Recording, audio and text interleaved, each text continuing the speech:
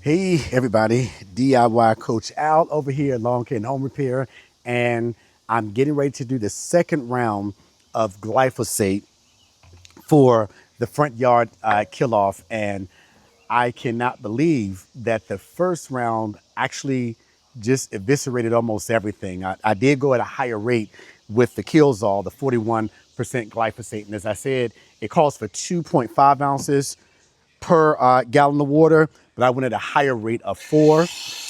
Plus, it's been so freaking hot over here. I'm sure that helped also. So I'm going to now go and just do some spot. And you're going to see when I go out there in the front yard, you're going to see where it's clearly the lawn is dead. I have been watering the grass so that if there are any weeds or any other grass that would have survived the first one, putting some water on the grass. I don't know if you remember the first video, I actually hit it with some nitrogen because I wanted to push that growth to make sure as it's growing, we're getting this poison into the stem of the plant, the blades, so that we can get it down into the roots. And I think that 4 ounces was actually just the right amount. And that was per gallon. And remember that the gallon actually covers 300 square feet. So I'm just going to go with the gallon just to do some spot spraying now. I think I told you guys I try to use products when I know I'm using something like a glyphosate. I try to have something that's dedicated for that. And always remember PPE, your gloves, your glasses, and it's not recommended that you spray when it's really windy outside. But if it's a day where you just need to get something done and it is kind of windy, I also recommend that you have your any exposed skin covered. But it is hot, it is stifling. I would welcome some wind today, okay? But the sun has gone down in the front yard, and that's going to allow me to go ahead and get this spot treatment done. So this is a 2-gallon sprayer, and I actually have the 1 gallon already marked off so that we're not spraying too much. And once again, do I want to put any surfactant in it? Yeah, because I wanted to stick to the plant. So you guys, I'm going to go off camera for a second. You'll still hear me, but I am going to put just a little bit of surfactant in this. This particular one calls for 1 teaspoon, 1 teaspoon per gallon. So I'm just going to go ahead and put a little bit in there. And instead of getting my paint mixer, I'm going to do this the old fashioned way. I'm going to make sure this is on here nice and tight. And we're going to do Moroccan style. Yep, get it all mixed up in there. Yep, I see the suds forming in there. Okay. And you guys, I am a proponent of battery sprayers because they give you that even kind of spray. But because I'm just doing some spot spraying, I'm just going to go ahead and get this primed. This actually builds up air pressure inside the container so that when you're spraying, at least while the air is in there, it's going to spray at a pretty consistent rate. But once that air starts to come out, then you'll see the volume of that water of that product kind of go down. So I'm going to go out here. I'm going to just take a little footage, show you guys what it looks like, and then we're going to put this product down. So this is now the second phase. The first phase was putting some nitrogen on the grass, watering the grass to get it to grow. The second phase was that first kill off. So you're ready to come back with phase 2B, okay? You guys hang in there. Be right back.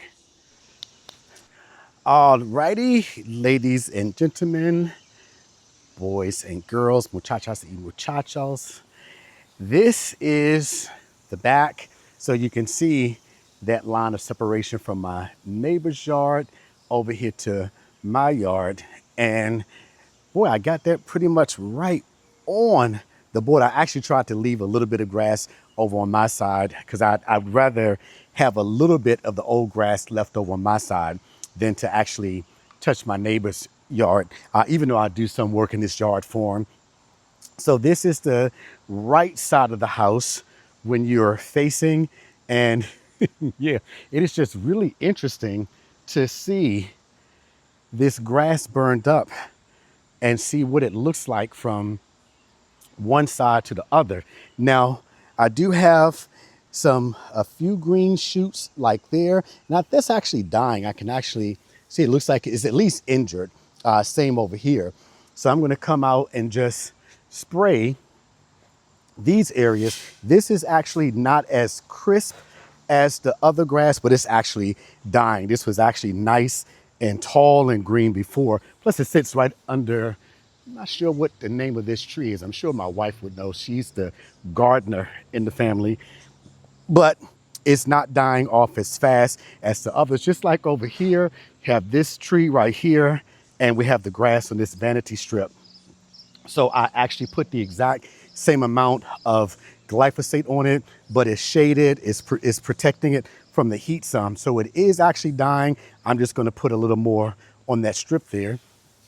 Then when we come over to the main side, wow, this is where you really see the difference. Just did some work over here. I just put a new mailbox in. As I said, since I'm doing this project, I'm going to be doing some other stuff to the lawn. So we see there is not a piece of green grass that's still here. This is cooked. Once again, this is my side. Now over here on the vanity strip, I did go a little bit over the property line, but my sprinklers hit over there. I'm just gonna put some new grass there anyway. But this is what a killed off lawn looks like. That green and blue that you see is just the marker dye that I put in there. But the yard is killed with the T, killed off this spot right here around the tree.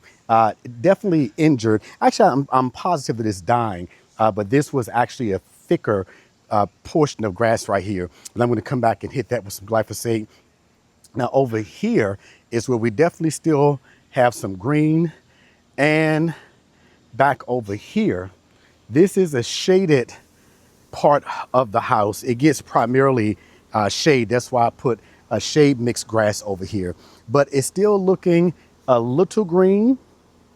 And of course a weed would survive all this. Looks like that weed just popped up. Once again, that's why you water it even as you're killing it off. So I do have these few strips of green that's still here, and I'm actually pretty confident that most of this is in varying stages of dying. So I was actually planning on, when I did this, I tried to do it in enough time to give me at least 3 rounds of glyphosate about a week out. Got a little patch right there that's injured, but I'm going to go ahead and hit that guy again.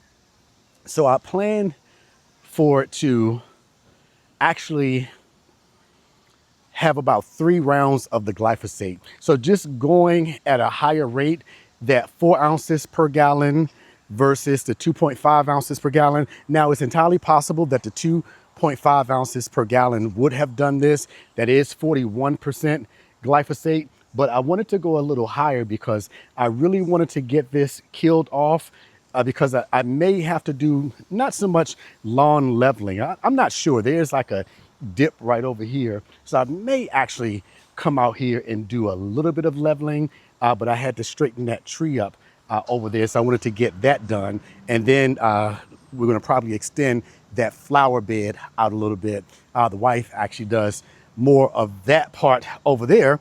So yeah, the first round actually did its thing. I'm going to just hit those few spots that I showed you, but this was actually much easier than I thought it was going to be.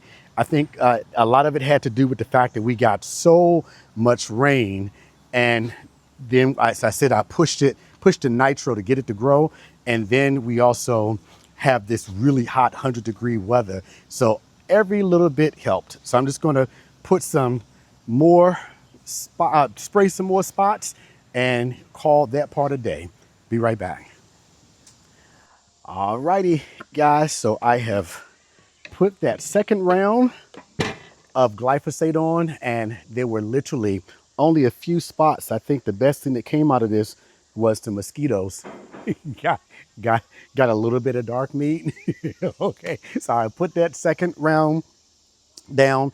I don't have to do anything now. I'm confident that that's going to be a total kill. So today is the 28th, the 29th.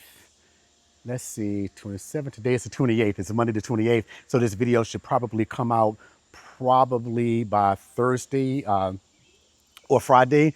And if I have anything else to update, then I'll do that then. But this is now part B of phase two, getting everything killed off. So the next thing that I'm going to do is look at every part of that yard that needs to be amended in some way. I did get some humichar from the Andersons. So what I'm going to do before I plant the new grass, I'm going to give it a few weeks of the glyphosate being out of the grass. And then I'm going to I'm going to turn the soil over. I'm going to actually do aerating. Yeah, I'm going to do aerating versus scarifying. I have a video coming out about that, the difference and the benefit of both. But I'm going to then hit it with some soil amendments. And yeah, then after that, we're going to just get that seed down and yeah, we're going to make it do what it do. So this is DIY Coach Al out. Hey, you guys, you got me over that 1,000 member mark. I'm so appreciative. Let's go and let's keep pushing. Okay, let's keep it going. If you like this content, please hit that like and subscribe button. I'm not sure when I'm going to get Spicy back. You all, please send up some well wishes for Spicy. Let's get her back over here. Little mama's lonely without her. Hey, you all have a wonderful day. You all know what I love to tell you. First of all, I love you, really do. Secondly, if possible today, do something on purpose. Reach down and help pick somebody else up. There is no greater feeling than you get in life, and the feeling of knowing that you've helped somebody who can't do anything for you in return. Now let me go in here and eat this steak the wife cooked and see if I can clean up because it's really hot out here. Yeah, take care, be blessed.